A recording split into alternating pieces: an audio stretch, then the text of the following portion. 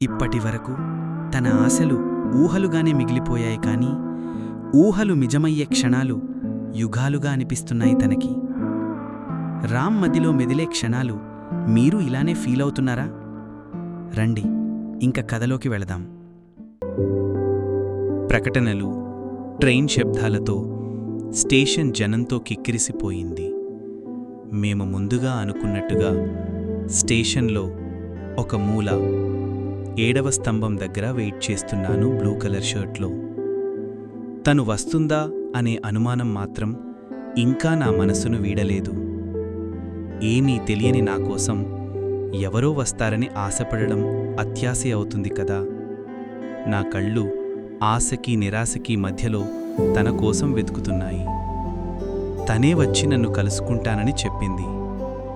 Train రావడానికి ఇంకా ఎంతోసేపు లేదు.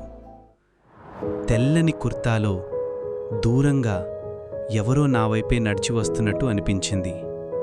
ఒక్క క్షణం అంతా నిశ్శబ్దంగా ఆగిపోయినట్టుగా అనిపించింది. తను నా వైపే నడిచి వస్తుంది, చాలా ప్రశాంతంగా, స్థిరంగా. ఒక్కసారి ఆగి చుట్టూ చూసి నన్ను చూసి నవ్వింది. నా ఎదురుగా నిలబడి, హాయ్ రామ్, నేను మాయా అంది. కనురెప్పలు వెయ్యలేదు. గుండె ఆగినట్టు మాట రాలేదు. విన్నాను, కాని నమ్మలేకపోయాను. ఆ క్షణం నా కోసం ఆగిపోయినట్టు అనిపించింది. మాటలు మాయమయ్యాయి. అవును, తను నిజం, మాయా నిజం. ఊహ నిజమైన క్షణం నా గుండె ఆగిపోయినట్టు అచేతనంగా నిలబడి తననే చూస్తున్నాను.